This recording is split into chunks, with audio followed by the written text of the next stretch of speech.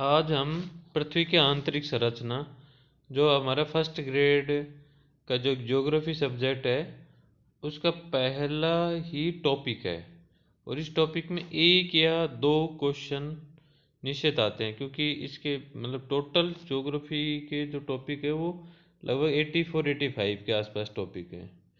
तो ये मानते हैं कि वे एक या दो क्वेश्चन इस वाले चैप्टर में से या इस जो टॉपिक है इसमें से जरूर बनते हैं। उसके बारे में हम डायरेक्ट बात करते हैं। पृथ्वी की आंतरिक संरचना। पृथ्वी की प्रकृति के बारे में आप किस प्रकार का अनुमान लगाते हैं? क्या आपके अनुमान के अनुसार पृथ्वी क्रिकेट की गेंद की तरह एक ठोस गेंद है, या यह एक खोखली गेंद है? यानी फुटबॉल की गेंद खोखली होती है और हमारी क्रिकेट की गेंद ठोस होती है, जिस पर चट्टानों की मोटी परत स्थलमंडल है। क्या आपने कभी टेलीविजन पर ज्वालामुखी उद्गार दिखाते हुए चित्रों को देखा है? क्या आपको ज्वालामुखी से निकलते हुए गर्म लावा, मिट्टी, धुआं, आग तथा मैग्मा याद है? लावा और मैग्मा एक ही है, लेकिन मैग्मा पृथ्वी के अंदर तरल पदार्थ है, और वही तरल पदार्थ यदि पृथ्वी के क्रस्ट को तोड़कर भूपृथ्वी पर आ जाता है तब वो लावा कहलाता है। पृथ्वी के आंतरिक भाग को अप्रत्यक्ष प्रमाणों के आधार पर समझा जा सकता है। यानी पृथ्वी की जो आंतरिक संरचना, आंतरिक भाग है, उसको अप्रत्यक्ष प्रमाणों के आधार पर ही समझा जा सकता है, क्योंकि पृथ्वी के आंतरिक भाग में न तो कोई पहुंच सका है और न ही पहुंच सकता है। पृथ्वी के धरातल का विन्यास मुख्यतः भूगर्भ में होने वाले प्रक्रियाओं का परिणाम है। यानी पृथ्वी के धरातल पर जो हमें दिखाई दे रहा है वो भूगर्भ में होने वाली प्रक्रियाओं का ही परिणाम है। बहिर्जात व अंतर्जात प्रक्रियाएं लगातार भूदृश्य को आकार देती रहती हैं। अंतर्जात प्रक्रियाओं के प्रभाव को अनदेखा कर किसी भी क्षेत्र की भूआकृति की प्रकृति को समझना अधूरा होगा। अर्थात किसी भी प्रदेश की भूआकृति को समझने के लिए भूगर्भिक क्रियाओं के प्रभाव को जानना आवश्यक है। मानव जीवन मुख्यतः अपनी क्षेत्रीय भूआकृति से प्रभावित होता है, इसलिए भूदृश्य के विकास को प्रभावित करने वाले सभी कारकों के विषय में जानना आवश्यक है। यह समझने के लिए पृथ्वी में कंपन क्यों होता है, या सुनामी लहरें कैसे पैदा होती हैं, क्योंकि जो सुनामी है वो लहरें हैं। यह जरूरी है कि हमें पृथ्वी का आंतरिक संरचना का विस्तृत ज्ञान हो। पिछले अध्याय में आपने पढ़ा कि पृथ्वी के निर्माण करने वाली भूप्रकृति से क्रोड तक सभी पदार्थ परतों के रूप में विभाजित है। यह जानना भी अत्यंत रोचक है कि वैज्ञानिकों ने कैसे इन परतों के संबंध में जानकारी प्राप्त की और प्रत्येक परत की विशेषता के बारे में अनुमान लगाया। यह अध्याय इसी विषय से संबंधित है। जब आप पूरा अध्याय पढ़ने के बाद में आप छोटे छोटे जो टर्मिनोलॉजी है, जो शब्द हैं, उनके बारे में हम देखेंगे। पृथ्वी की त्रिज्या लगभग 6378 किमी है। अब पहले एनसीईआरटी में जो बुक थी उसके अंदर 6370 था, फिर 71 आया, अब 78 लिखा हुआ है। लेटेस्ट हमारे पास जो आप देखेंगे कि 2024-25 की बुक है हमारे पास वर्तमान में, उसमें ये लिखा हुआ है। पृथ्वी की आंतरिक परिस्थितियों के कारण यह संभव नहीं है कि कोई पृथ्वी के केंद्र तक पहुंचकर उसका निरीक्षण कर सके। यानी हमारे पास ऐसी कोई स्थिति परिस्थिति या ऐसा कोई यान नहीं है, ऐसा कोई यंत्र नहीं है, ऐसी कोई टेक्नोलॉजी नहीं है कि हम पृथ्वी के सेंटर तक यानी केंद्र बिंदु तक पहुंचकर वहां का निरीक्षण कर सके, वहां के पदार्थ का कुछ नमूना प्राप्त कर सके। ये आश्चर्य की बात है कि ऐसी परिस्थिति में भी वैज्ञानिक हमें यह बताने में सक्षम हुए कि भूगर्भ की संरचना कैसी है, सिर्फ एक कल्पना और दूसरी बात है वैज्ञानिक तथ्यों के आधार पर, इमेजिनेशन के आधार पर और कुछ एक गणितीय प्रणालियों के आधार पर। और इतनी गहराई पर किस प्रकार के पदार्थ पाए जाते हैं? पृथ्वी के आंतरिक संरचना के विषय में हमारी अधिकतर जानकारी परोक्ष यानी परोक्ष रूप का मतलब होता है अप्रत्यक्ष रूप से प्राप्त अनुमानों पर आधारित है। मैंने अभी बताया था हमारी इमेजिनेशन हमारे अनुमानों पर आधारित है कि ऐसा है, और वो कैलकुलेशन पे बेस्ड है। हाँ, थोड़ा बहुत कैलकुलेशन आगे पीछे हो सकता है, तथापि इस जानकारी का कुछ भाग प्रत्यक्ष प्रेक्षणों और पदार्थों के विश्लेषण पर भी आधारित है, लेकिन अधिकांश जो ज्ञान है वह अप्रत्यक्ष पर आधारित है, और थोड़ा कम ज्ञान है जो आंतरिक संरचना का वो प्रत्यक्ष तत्वों पर आधारित है, प्रेक्षणों पर और पदार्थों के विश्लेषण पर आधारित है।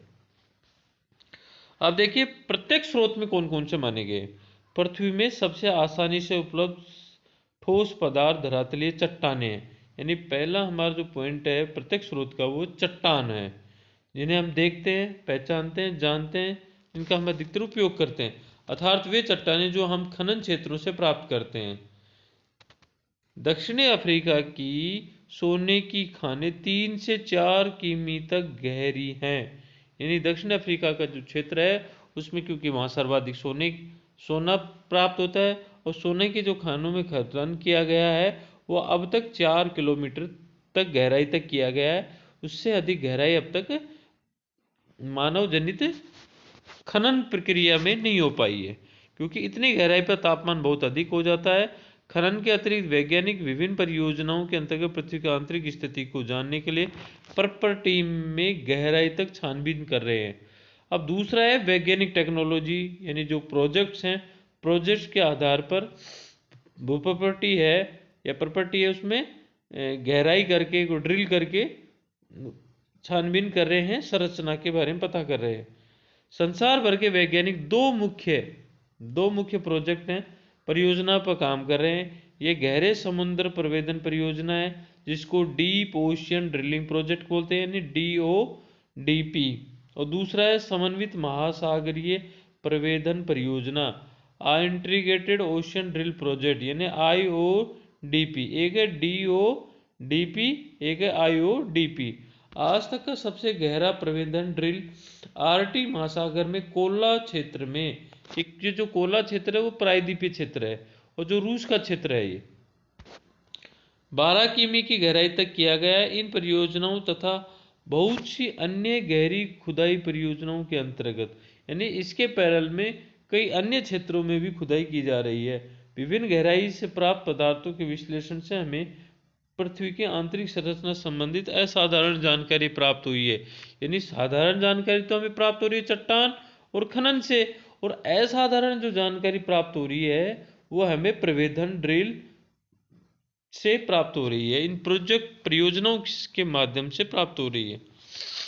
ज्वालामुखी उद्गार भी प्रत्यक्ष जानकारी का एक अन्य स्रोत है। देखिए कौन कौन से, एक तो हमारी चट्टानें हैं क्योंकि जो सॉलिड है, ठोस है। एक आ गया हमारा ज्वालामुखी उद्गार जो लावे के रूप में है।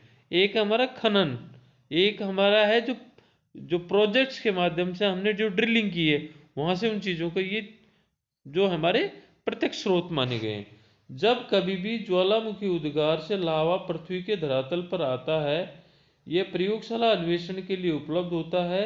यद्यपि इस बात का निश्चय कर पाना कठिन है कि ये मैग्मा कितनी गहराई से निकला है, यानी जो लावा, देखिए लावा और मैग्मा है एक ही, लेकिन इनका जो क्षेत्र परिवर्तन होने के कारण पृथ्वी के धरातल के अंदर होता है वो मैग्मा कहलाता है, और पृथ्वी के धरातल के ऊपर आने पर यह लावा बन जाता है। यानी दोनों का यदि माना जाए तो एक तो डेंसिटी और तापक्रम परिवर्तन ही इनके रूप परिवर्तन के लिए जिम्मेदार रहेगा। यानी लावा की तुलना में मैग्मा ज्यादा गर्म माना जा सकता है।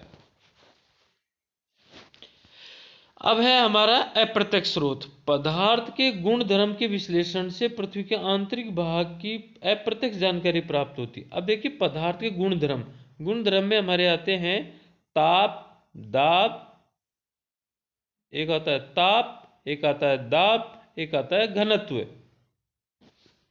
पदार्थ के गुण धर्म में ये 3 पॉइंट माने जाते हैं। खनन क्रिया से हमें पता चलता है कि पृथ्वी के धरातल में गहराई बढ़ने के साथ साथ तापमान एवं दबाव में वृद्धि होती है।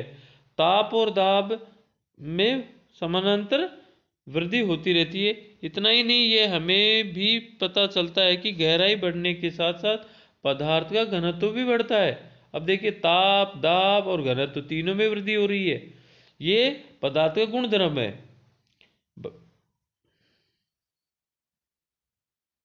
तापमान, दबाव व घनत्व में इस परिवर्तन की दर को आंका जा सकता है।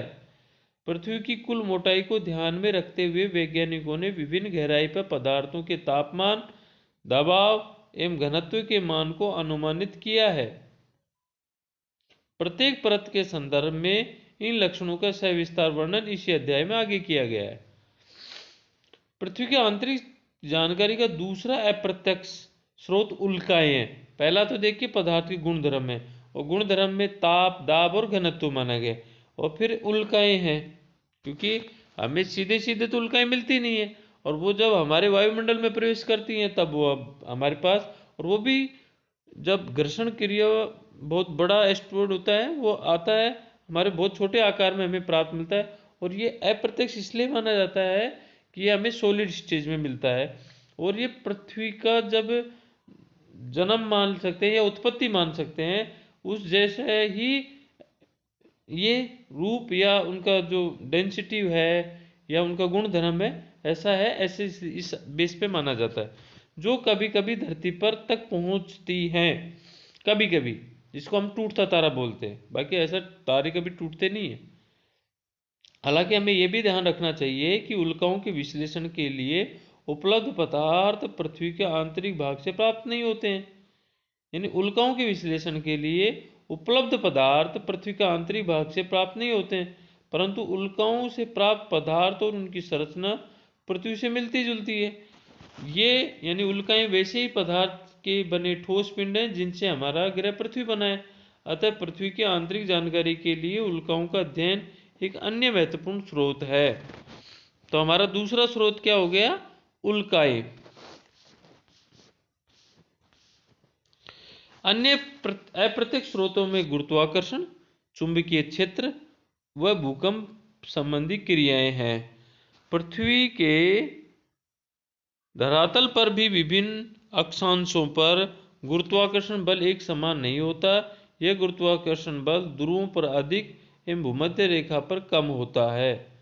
देखिए, ध्रुवों पर तो अधिक है और भूमध्य रेखा पर कम होता है। इसका कारण क्या है? पृथ्वी के केंद्र से दूरी के कारण गुरुत्वाकर्षण बल ध्रुवों पर अधिक और भूमध्य रेखा पर कम होता है। ये इसका उत्तर है। देखिए, कंसेप्ट है ये। यानी जो ध्रुवों पर अधिक गुरुत्वाकर्षण बल किस कारण है? केंद्र से दूरी के कारण। क्योंकि नजदीक है तो वो ज्यादा खिंचाव करेगा और दूर है तो कम खिंचाव करेगा। गुरुत्व का मान पदार्थ के द्रव्यमान के अनुसार भी बदलता है।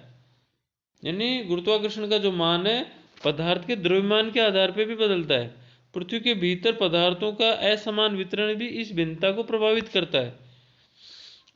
अलग अलग पदार्थों पर गुरुत्वाकर्षण की भिन्नता अनेक अन्य कारकों से भी प्रभावित होती है। इस भिन्नता को गुरुत्व विसंगति कहा जाता है। गुरुत्व विसंगति हमें भूप्रकृति में पदार्थों के द्रव्यमान के वितरण की जानकारी देती है। चुंबकीय सर्वेक्षण भी भूप्रकृति में चुंबकीय पदार्थों के वितरण की जानकारी देते हैं। भूकंपीय गतिविधियां भी पृथ्वी की आंतरिक जानकारी का एक महत्वपूर्ण स्रोत है। अतः हम कुछ विस्तार से इस पर चर्चा करेंगे। अब आइए भूकंप के ऊपर। अब हम भूकंप के बारे में, अर्थक्वेक के बारे में जानते हैं, क्योंकि यह अप्रत्यक्ष स्रोत है पृथ्वी के आंतरिक संरचना का। भूकंपीय तरंगों का अध्ययन पृथ्वी के आंतरिक परतों का संपूर्ण चित्र प्रस्तुत करता है। साधारण भाषा में भूकंप का अर्थ है पृथ्वी का कंपन। यह एक प्राकृतिक घटना है जो ऊर्जा के निकलने के कारण तरंगे उत्पन्न करती है।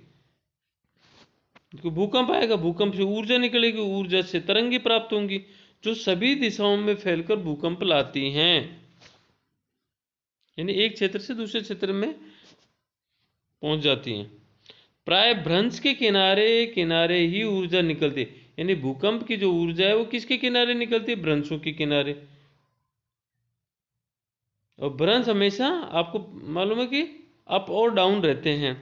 भूप्रकृति की शैलों यानी चट्टानों में गहन दरारें भी भ्रंश होती हैं। यानी कई क्षेत्रों में हमें गहन दरारें जो कि भ्रंश के रूप में होती है, भ्रंश के दोनों तरफ सेल विपरीत दिशा में गति करती हैं। जहां ऊपर के सेलखंड दबाव डालते हैं, उनके आपस का घर्षण उन्हें परस्पर बांधे रहता है।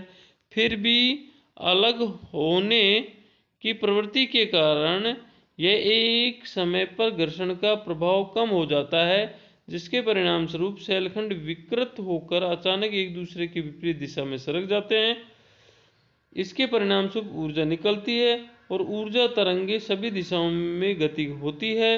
वह स्थान जहाँ से ऊर्जा निकलती है वो भूकंप का उद्गम केंद्र फोकस कहलाता है। इसे अवकेंद्र या हाइपोसेंटर भी कहा जाता है। यानी चाहे भूकंप का उद्गम क्षेत्र कह लीजिए, या इसे अवकेंद्र कह लीजिए, या हाइपोसेंटर भी कह लीजिए, तीनों एक ही हैं। ऊर्जा तरंगे अलग अलग दिशाओं में चलती हुई पृथ्वी की सतह तक पहुंचती हैं। भूतल पर वह बिंदु जो उद्गम केंद्र के समीपतम होता है अधिकेंद्र यानी एपिसेंटर कहलाता है। अधिकेंद्र पर सबसे पहले तरंगों को महसूस किया जाता है। अधिकेंद्र उद्गम केंद्र के ठीक ऊपर 90 डिग्री के कोण पर होता है। भूकंपीय तरंगे। सभी प्राकृतिक भूकंप स्थल मंडल में ही आते हैं। यानी स्थल मंडल में भूकंप कहाँ आएंगे? स्थल लिथोस्फीयर में आएंगे। इस अध्याय में आगे आप पृथ्वी के विभिन्न परतों के बारे में पढ़ेंगे। अभी इतना समझ लेना पर्याप्त है कि स्थल मंडल यानी लिथोस्फीयर में पृथ्वी के धरातल से 200 किमी की गहराई वाली भाग को कहते हैं। यानी लिथोस्फीयर जैसे स्थल मंडल है, उसका जो क्षेत्र कितना माना है? 200 किलोमीटर गहराई तक का माना गया है। भूकंप मापी यंत्र सिस्मोग्राफ सतह पर पहुंचने वाली भूकंप तरंगों को अभिलेखित करता है। भूकंपीय तरंगों का अभिलेखीय वक्र दिखाता है। यह वक्र 3 अलग अलग बनावट वाली तरंगों को प्रदर्शित करता है। बुनियादी तौर पर भूकंपीय तरंगें 2 प्रकार की होती हैं। एक तो होती है भूगर्भिक, जिसे बॉडी वेव्स कहते हैं, और एक होती है धरातलीय तरंग, सरफेस वेव्स कहलाती हैं। भूगर्भिक तरंगें उद्गम केंद्र से ऊर्जा के मुक्त होने के दौरान पैदा होती हैं और पृथ्वी के अंदरूनी भाग से होकर सभी दिशाओं में आगे बढ़ती हैं। इसीलिए इन्हें भूगर्भिक तरंगें कहा जाता है। भूगर्भिक तरंगें इन धरातलीय शैलों के मध्य अनुन्य क्रिया के कारण नई तरंगें उत्पन्न होती हैं। यानी धरातल और उन दोनों के बीच में जो तरंगें हैं, उसके बाद भी कोई नई प्रकार की तरंगों का जन्म होता है, जिन्हें धरातलीय तरंगें कहा जाता है। यानी भूगर्भीय तरंगें और धरातलीय चट्टानों के अनुन्य क्रिया के कारण अब धरातलीय तरंगें उत्पन्न होती हैं। ये तरंगें धरातल के साथ साथ चलती हैं। तरंगों का वेग अलग अलग घनत्व वाले पदार्थों से गुजरने पर परिवर्तित हो जाता है। अधिक घनत्व वाले पदार्थों में तरंगों का वेग अधिक होता है। पदार्थ के घनत्व में भिन्नता होने के कारण परावर्तन एवं आवर्तन होता है, जिससे इन तरंगों की दिशा भी बदलती है। भूगर्भिक तरंगें भी 2 प्रकार की होती हैं। वो होती हैं, इन्हें पी तरंगे व एस तरंगे कहा जाता है। पी तरंगे तीव्र गति से चलने वाली तरंगे हैं और धरातल पर सबसे पहले पहुंचती हैं। इन्हें प्राथमिक तरंगे या प्राइमरी वेव्स भी कहा जाता है। पी तरंगे ध्वनि तरंगे जैसी होती हैं। यानी पी तरंगों की जो प्रकृति है वो ध्वनि तरंगों जैसी होती है। ये गैस, तरल व ठोस तीनों प्रकार के पदार्थों से गुजर सकती हैं। एस तरंगे धरातल पर कुछ समय अंतराल के बाद पहुंचती हैं। ये द्वितीयक तरंगे सेकेंडरी वेव्स कहलाती हैं। एस तरंगों के विषय में एक महत्वपूर्ण तथ्य यह है कि यह केवल ठोस पदार्थों के माध्यम से ही चलती हैं। एस तरंगों की यह महत्वपूर्ण विशेषता है। इसी विशेषता ने वैज्ञानिकों को भूगर्भीय संरचना समझने में मदद की। परावर्तन से तरंगें प्रतिध्वनित होकर वापस लौट आती हैं, जबकि आवर्तन से कई तरंगें दिशाएं परिवर्तित होती हैं। भूकंप लेखी पर बने आरेख से तरंगों की दिशा भिन्नता का अनुमान लगाया जाता है। धरातलीय तरंगें भूकंप लेखी पर अंत में अभिलेखित होती हैं। यानी धरातलीय तरंगें है ना, वो सबसे लास्ट में अंकित होंगी। ये तरंगे ज़्यादा विनाशकारी होते हैं, इनसे सेल विस्थापित होती हैं यानी चट्टानें विस्थापित होती हैं और इमारतें, मकान, बिल्डिंगें गिर जाती हैं, यह नुकसान होता है। भूकंपीय तरंगों का संचरण यानी किन किन माध्यमों से गुजरती हैं। भिन्न भिन्न प्रकार की भूकंपीय तरंगों के संचरित होने की प्रणाली भिन्न भिन्न होती है। जैसे ही ये संचरित होती हैं तो सेलों में कंपन पैदा होता है। पी तरंगों से कंपन की दिशा तरंगों की दिशा के समानांतर ही होती है, यानी पी तरंगें समानांतर दिशा में ही गमन करती हैं। यह संचरण गति की दिशा में ही पदार्थ पर दबाव डालती हैं, एक धक्का मारा फिर उसके पीछे दोबारा धक्का मार दिया, इस तरीके से दबाव डालती हैं। इसके फलस्वरूप पदार्थ के घनत्व में भिन्नता आती है और सेलों में संकुचन व फैलाव की प्रक्रिया पैदा होती है, यानी सेलों में संकुचन और फैलाव पी तरंगों की वजह से ही होता है। अन्य तीन तरह की तरंगें संचरण गति के समकोण दिशा में कंपन पैदा करती हैं। एस तरंगें ऊर्ध्वाधर तल में तरंगों की दिशा के समकोण पर कंपन पैदा करती हैं, अतः ये जिस पदार्थ से गुजरती हैं उसमें उभार व गर्त बनाती हैं। धरातलीय तरंगें सबसे अधिक विनाशकारी समझी जाती हैं। अब है भूकंप का यानी छाया क्षेत्र का उद्भव, यानी भूकंप किन किन क्षेत्रों में आता है और किन किन क्षेत्रों में नहीं आता है, इसके बारे में। भूकंप लेखी यंत्र सिस्मोग्राफ पर दूरस्थ स्थानों से आने वाली भूकंपीय तरंगें अभिलेखित होती हैं। यद्यपि कुछ ऐसे क्षेत्र भी हैं जहां कोई भी भूकंपीय तरंग अभिलेखित नहीं होती। ऐसे क्षेत्र को भूकंपीय छाया क्षेत्र शेडो जोन कहा जाता है। विभिन्न भूकंपीय घटनाओं के अध्ययन से पता चलता है कि एक भूकंप का छाया क्षेत्र दूसरे भूकंप के छाया क्षेत्र से सर्वथा भिन्न होता है। यानी एक भूकंप आया और दूसरा भूकंप आया तो ये नहीं है कि हमारा पहले वाला भूकंप का ही छाया क्षेत्र उसका भूकंप दूसरे भूकंप का छाया क्षेत्र समान होगा। पी व एस तरंगों का छाया क्षेत्र प्रदर्शित किया गया है। यह देखा गया है कि भूकंप लेफी भूकंप केंद्र अधिगम से 105 के भीतर किसी भी दूरी पर पी व एस दोनों तरंगों का अभिलेखन होता है। देखिए ये हमारा चित्र रहा, यहाँ 105 में पी तरंग का क्षेत्र भी है और एस तरंग का क्षेत्र देखिए, लेकिन 105 से 145 तक पी तरंग नहीं पहुंचती है और 145 के बाद में फिर वापस पी तरंग प्रकट होती है, जबकि एस तरंग 105 के बाद यानी अगले 105 तक नहीं पहुंचती है। यानी पी तरंग की तुलना में एस तरंग का जो छाया क्षेत्र अधिक होता है। देखिए तरंग अभिलेखित भूकंप अधिगम से 145 पर केवल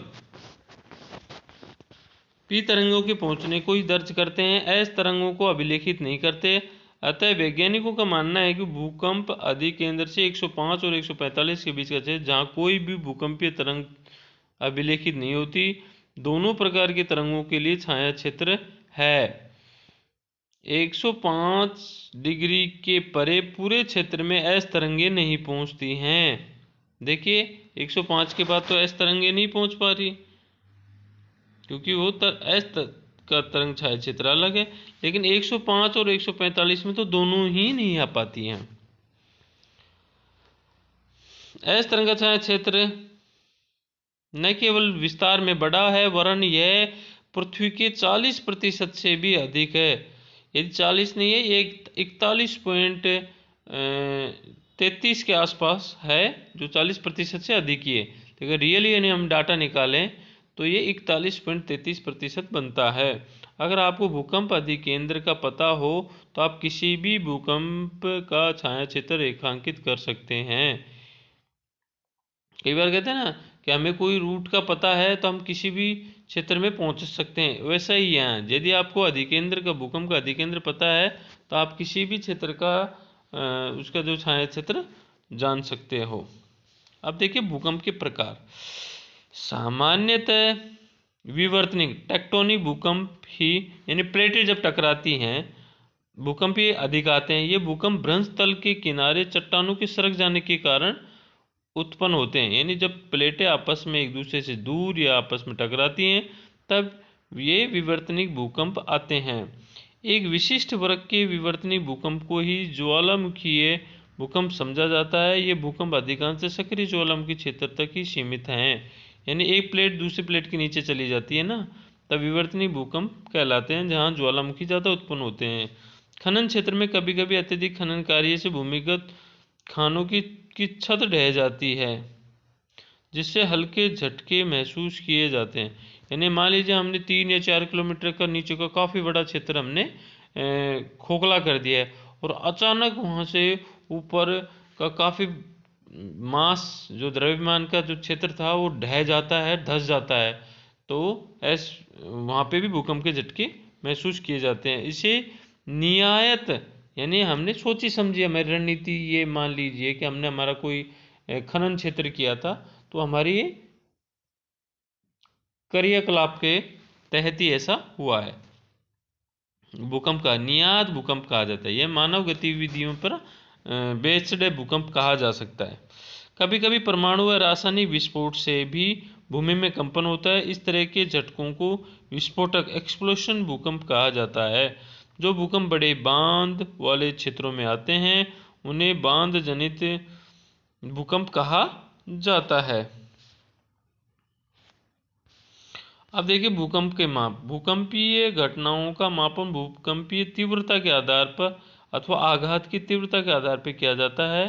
भूकंपीय तीव्रता की मापनी, यानी जो तीव्र भूकंप मापी तो सिस्मोग्राफ है, मापने का यंत्र है, लेकिन जो मापनी है वो रिएक्टर स्केल है। सिस्मोग्राफ अलग, लेकिन उसकी जो मापनी है उसे रिएक्टर स्केल कहा जाता है। भूकंपीय तीव्रता भूकंप के दौरान ऊर्जा मुक्त होने से संबंधित है। इस मापने के अनुसार भूकंप की तीव्रता 0 से 10 तक होती है। आघात की तीव्रता या गहनता इंटेंसिटी स्केल को इटली के भूकंप वैज्ञानिक मार्केली के नाम से जाना जाता है। यह झटकों से हुई अप्रत्यक्ष हानि द्वारा निर्धारित की जाती है। इसकी गहनता 1 से 12 तक की है। जो रिएक्टर स्केल है वो 1 से 10 का है, जबकि ये मार्केली है 1 से 12 का स्केल पे दिखाता है। इसमें हानि की बताई जाती है, प्रत्यक्ष हानि कितनी हुई इतनी बताई जाती है। अब भूकंप के प्रभाव देखिए। भूकंप एक प्राकृतिक आपदा है। भूकंपीय आपदा से होने वाले प्रकोप निम्न। एक तो भूमि का हिलना, देखिए भूकंप आएगा तो भूमि हिलेगी, धरातलीय विसंगति होगी, कहीं गड्ढे होंगे, कभी ऊंचा हो सकता है, धरातल खंडित होगा। भूस्खलन, लैंडस्लाइड्स हो जाएगी, यानी काफ़ी सारे पहाड़ ढह जाते हैं, गिर जाते हैं, पंख स्खलन भी बोलते हैं। मृदा द्रवण, सोइल द्रवित अवस्था में आ जाती है। धरातल का एक तरफ झुकना। हिमस्खलन, यानी हिम के पहाड़ गिर जाते हैं। धरातलीय विस्थापन, बांध व तटबंध के टूटने से बाढ़ आती है। आग लगना, इमारतों को टूटना, ढांचों का ध्वस्त होना, वस्तुओं का गिरना, और सुनामी, ये इसके क्या हैं, हमारे प्रभाव हैं। उपरोक्त सूचीबद्ध प्रभावों में से पहले 6 का प्रभाव स्थल रूपों पर देखा जा सकता है। पहले देखिए 6 प्रभाव देखिए। भूमि का हिलना, धरातलीय विसंगति, भूस्खलन, मृदा द्रवण, धरातल का एक तरफ झुकना और हिमस्खलन, ये तो है धरातल पे देखे जाने वाले। और बाकी के जो 6 हैं ये हमारे को कहाँ देखेंगे, जबकि अन्य को इस क्षेत्र में होने वाली जन व धन की हानि से समझा जा सकता है। देखिए बहुत अच्छे से, पहले 6 प्रभाव स्थल रूपों पे देखा जा सकता है, स्थलीय उसमें, जबकि बाकी के जो 6 हैं उन पर जन और धन की हानि के प्रभाव से देखा जा सकता है। सुनामी का प्रभाव तभी पड़ेगा जब भूकंप का अधिकेंद्र समुद्र स्थल पर हो। यानी सुनामी कब आएगी, जब ये भूकंप हमारे को कहाँ देखने को मिलेंगे, महासागरीय क्षेत्रों में या समुद्री क्षेत्रों में देखने को मिलेंगे। भूकंप की तीव्रता बहुत अधिक हो। सुनामी अपने आप में भूकंप नहीं है, सुनामी को हम भूकंप नहीं मानते हैं। सुनामी लहरें हैं जो कि महासागरीय क्षेत्रों से पानी की दोलन की क्रिया के कारण चट्टान ये तटवर्ती क्षेत्रों से टकराती हैं, तब हानियाँ ज़्यादा होती हैं। ये वास्तव में लहरें हैं जो भूकंपीय तरंगों से उत्पन्न होती हैं। यद्यपि मूल रूप से कंपन की क्रिया कुछ सेकंड ही रहती है, फिर भी यदि भूकंप की तीव्रता रिएक्टर स्केल पर 5 से अधिक है तो इसके परिणाम अत्यधिक विनाशकारी होते हैं। भूकंप की आवृत्ति। भूकंप एक प्राकृतिक आपदा है। भूकंप तीव्र भूकंप के झटकों से जन व धन की हानि होती है। फिर भी यह ऐसा नहीं है कि विश्व के सभी भागों में तीव्र भूकंप आते हैं। केवल अभी वही क्षेत्र जो भ्रंश के समीप हैं ऐसे तीव्र झटके महसूस करते हैं। हम ज्वालामुखी भूकंप के वितरण का वर्णन नेक्स्ट जो लेसन है, अध्याय, उसमें पढ़ेंगे। प्राय यह भी देखा गया कि रिएक्टर स्केल पर 8 से अधिक तीव्रता वाले भूकंप के आने की संभावना बहुत ही कम होती है, जो 1 या 2 वर्षों में एक बार ही आते हैं। यानी 8 रिएक्टर के जो तीव्रता वाले भूकंप बहुत कम आते हैं, लेकिन इससे नीचे के भूकंप आते रहते हैं। देखिए, इससे या इसके 7 या 8 के आसपास आने पर बहुत ज़्यादा हानि होती है। 1-2 वर्ष में एक बार आते हैं, जबकि हल्के भूकंप लगभग हर मिनट में पृथ्वी के किसी न किसी भाग में महसूस किए जाते हैं। अब देखिए पृथ्वी की संरचना के जो हमारे अप्रत्यक्ष स्रोतों के माध्यम से हमें पता चलता है। अब देखिए पृथ्वी की संरचना। पहली है हमारी क्रस्ट, जिसे भूप्रपट्टी बोलते हैं। यह ठोस पृथ्वी का सबसे भारी भाग है। यह बहुत भंगुर भाग है जिसमें जल्दी टूटने की प्रवृत्ति पाई जाती है। यानी ये बहुत जल्दी टूट जाता है। स्ट्रोंग नहीं है इतना जितना कि एक धातु होती है। भूप्रपट्टी की मोटाई महाद्वीप व महासागरों के नीचे अलग अलग है। महासागरों में भूप्रपट्टी की मोटाई महाद्वीपों की तुलना में कम है। महासागरों के नीचे इसकी औसत मोटाई 5 किमी है, जबकि महाद्वीपों के नीचे ये 30 किमी तक है। मुख्य पर्वतीय श्रृंखलाओं के क्षेत्र में यह मोटाई और अधिक हो जाती है। हिमालय पर्वत क्षेत्र के नीचे भूप्रपट्टी की मोटाई लगभग 70 किमी है। अब दूसरा है मेंटल। भूगर्भ में भूप्रपट्टी के नीचे का भाग मेंटल कहलाता है। यह मोह अशांतता से आरंभ होकर 2900 किमी की गहराई तक पाया जाता है। मेंटल का ऊपरी भाग दुर्बलता मंडल है। मेंटल का जो ऊपरी भाग है वो दुर्बलता मंडल कहा जाता है। एस्थेनो शब्द का अर्थ दुर्बलता से है, जिसका विस्तार 400 किमी तक आंका गया है। ज्वालामुखी उद्गार के दौरान जो लावा धरातल पर पहुंचता है उसका मुख्य स्रोत यही है। भूप्रपट्टी व मेंटल का ऊपरी भाग मिलकर स्थल मंडल कहलाता है। इन भूप्रपट्टी और मेंटल का ऊपरी भाग है ना, वो मिलकर स्थल मंडल कहलाता है, जिसकी मोटाई 100 से 200 किमी के बीच पाई जाती है। निचले मेंटल का विस्तार दुर्बलता मंडल के समाप्त होने के बाद तक है। ये ठोस अवस्था में है। तीसरा है कोर बोलते हैं। जैसा कि पहले ही इंगित किया जा चुका है कि भूकंपीय तरंगों के वेग ने पृथ्वी के कोर को समझने में सहायता की है। कोर व मेंटल की सीमा 2900 किमी की गहराई पर है। बाह्य कोर आउटर कोर तरल अवस्था में है, जबकि आंतरिक कोर ठोस अवस्था में है। कोर भारी पदार्थ मुख्यतः निकिल व फेरस यानी लोहे का बना है। इसे नीफी परत के नाम से भी जाना जाता है। ज्वालामुखी व ज्वालामुखी निर्मित स्थल। आपने अनेक बार ज्वालामुखी चित्र देखे होंगे। ज्वालामुखी वह स्थान है जहाँ से निकलकर गैस, राख और तरल चट्टानी पदार्थ लावा पृथ्वी के धरातल तक पहुँचता है। यदि यह पदार्थ कुछ समय पहले ही बाहर आया हो या अभी निकल रहा हो तो वह ज्वालामुखी सक्रिय ज्वालामुखी कहलाता है। तरल चट्टानी पदार्थ दुर्बलता मंडल से निकलकर धरातल पर पहुँचता है। जब यह पदार्थ मेंटल के ऊपरी भाग में है ये मैग्मा कहलाता है। जब यह भूपटल के ऊपर या धरातल पर पहुँचता है तो लावा कहा जाता है। वह पदार्थ जो धरातल पर पहुँचता है उसमें लावा प्रवाह, लावा के जमे हुए टुकड़ों का मलबा, जिससे ज्वालखंडाश्म, ज्वालामुखी बम, राख, धूलकण व गैस जैसे नाइट्रोजन यौगिक, सल्फर यौगिक को कुछ मात्रा में क्लोरीन, हाइड्रोजन व आर्गन शामिल होते हैं। ज्वालामुखी उद्गार की प्रवृत्ति और धरातल पर विकसित आकृतियों के आधार पर ज्वालामुखियों को वर्गीकृत किया जाता है। कुछ ज्वालामुखी निम्न प्रकार के हैं। तो पहला ज्वालामुखी देखिए, शील्ड ज्वालामुखी। बेसाल्ट प्रवाह को छोड़कर पृथ्वी पर पाए जाने वाले सभी ज्वालामुखियों में शील्ड ज्वालामुखी सबसे विशाल हैं। हवाई द्वीप के ज्वालामुखी इसके सबसे अच्छे उदाहरण हैं। ये ज्वालामुखी मुख्यतः बेसाल्ट से निर्मित होते हैं जो तरल लावा के ठंडे होने से बनते हैं। यह लावा उद्गार के समय बहुत तरल होता है, इसी कारण इन ज्वालामुखियों का ढाल तीव्र नहीं होता। यदि किसी तरह निकास नाली का वेंट में पानी भीतर चला जाए तो ये ज्वालामुखी विस्फोट भी हो जाते हैं, अन्यथा ये कम विस्फोटक होना ही इनकी विशेषता है। इन ज्वालामुखियों से लावा फव्वारे के रूप में बाहर आता है और निकास पे एक शंकु कोण बनता है, जो सिंडर शंकु के रूप में जाना जाता है। आप इनकी इमेज देखेंगे ना, तब आप अच्छे से समझ में आ जाएंगे।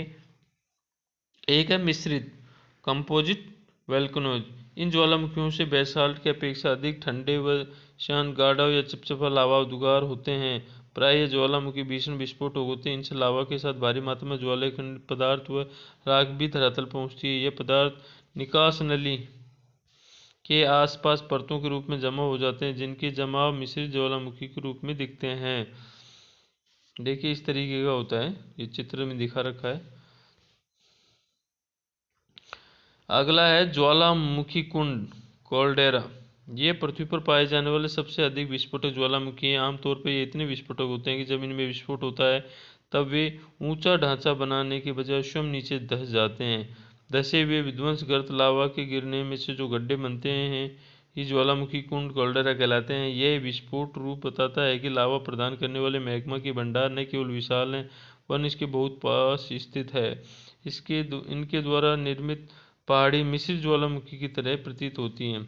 बेसाल्ट प्रवाह क्षेत्र फ्लड बेसाल्ट प्रोविंस। ये ज्वालामुखी अत्यधिक तरल लावा उगलते हैं जो बहुत दूर तक बह निकलता है। संसार के कुछ भाग हजारों वर्ग किमी घने लावा प्रवाह से ढके हैं। इनमें लावा प्रवाह क्रम होता है और कुछ प्रवाह 50 मीटर से भी अधिक मोटे हो जाते हैं। कई बार अकेला प्रवाह सैकड़ों किलोमीटर तक फैल जाता है। भारत का दक्कन ट्रैप, जिस पर वर्तमान महाराष्ट्र पठार का ज़्यादातर भाग पाया जाता है, वृत्त बेसाल्ट लावा प्रवाह क्षेत्र है। ऐसा विश्वास किया जाता है कि आज की अपेक्षा आरंभ में एक अधिक वृत्त क्षेत्र इस प्रवाह से ढका था। अगला है मध्य महासागरीय कटक ज्वालामुखी। इन ज्वालामुखियों का उद्गम महासागरों में होता है। मध्य महासागरीय कटक एक श्रृंखला है जो 70,000 किमी से अधिक लंबी है और जो सभी महासागरीय बेसिनों में फैली है। इस कटक के मध्यवर्ती भाग में लगातार उद्गार होता रहता है और इसके बारे में और आगे डिटेल में यही पुस्तक बताएगी। ज्वालामुखी स्थलाकृतियाँ वोल्केनो लैंडफॉर्म्स क्या हैं? अंतर्वेदी। ज्वालामुखी उद्गार से जो लावा निकलता है इसके ठंडा होने से आग्नेय शेल बनती हैं।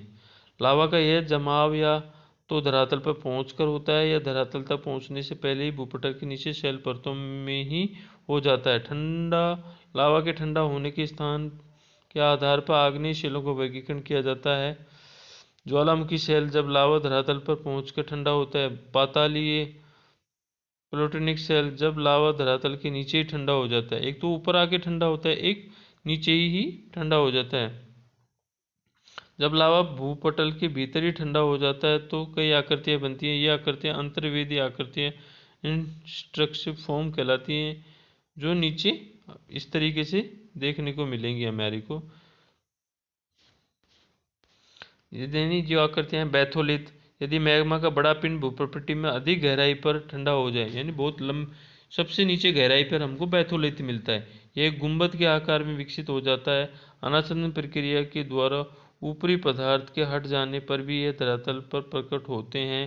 ये विशाल क्षेत्र में फैले होते हैं। कभी कभी इनकी गहराई भी कई किलोमीटर तक होती है। ये ग्रेनाइट के बड़े पिंड हैं। इन्हें बैथोलिथ कहा जाता है, जो मैग्मा के भंडारों के जमा हुए भाग हैं। आप इसका चित्र देखेंगे तब आपको इसके बारे में और अच्छी विस्तृत जानकारी मिल सकती है। ये एक अगला है बैथोलिथ के बाद लैकोलिथ। ये गुंबदनुमा विशाल अंतर्वेदी चट्टान है जिसका तल समतल व पाइप रूपी भाग नली के से नीचे से जुड़ा होता है। इसकी आकृति धरातल पर पाए जाने वाले मिश्रित ज्वालामुखी के गुंबद से मिलती है। अंतर केवल यह है कि लैकोलिथ गहराई में पाया जाता है। कर्नाटक के पठार में ग्रेनाइट चट्टानें की बनी होती हैं। ये गुंबद पहाड़ियाँ हैं। इनमें से अधिकतर अब अपत्रित फ्लड हो चुकी हैं, वे धरातल पर देखी जा सकती हैं। ये लैकोलिथ व बैथोलिथ के अच्छे उदाहरण हैं।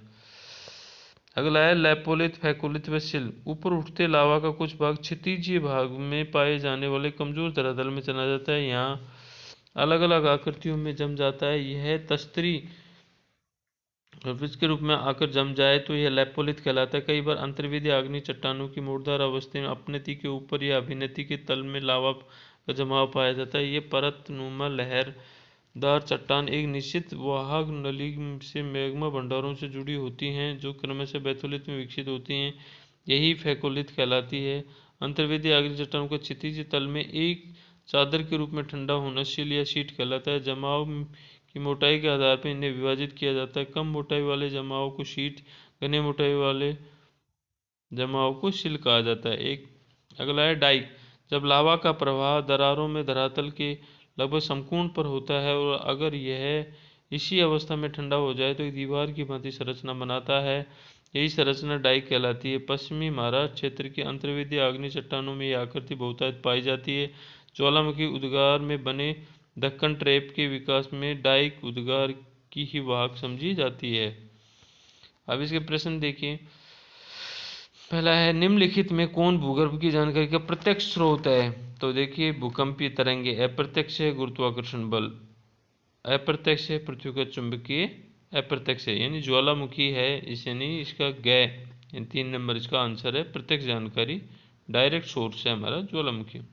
दक्कन ट्रैप कि शैल समूह किस प्रकार की ज्वालामुखी का उद्गार है? वह है आपका प्रवाह।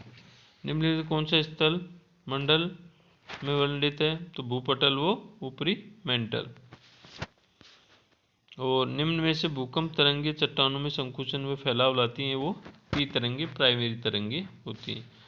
बाकी ये आप लिख लीजिए, ये लिखने से हमारे को काफ़ी सारी चीज़ें समझ आती हैं। और एक बार आप एक मूवी है कोर नाम से आप अपने यूट्यूब पे देखेंगे तो उससे भी काफ़ी आंतरिक संरचना आपको समझ में आएगी। आई होप आपको ये समझ में आया होगा। आप हमारे यूट्यूब चैनल पे आए हैं, धन्यवाद।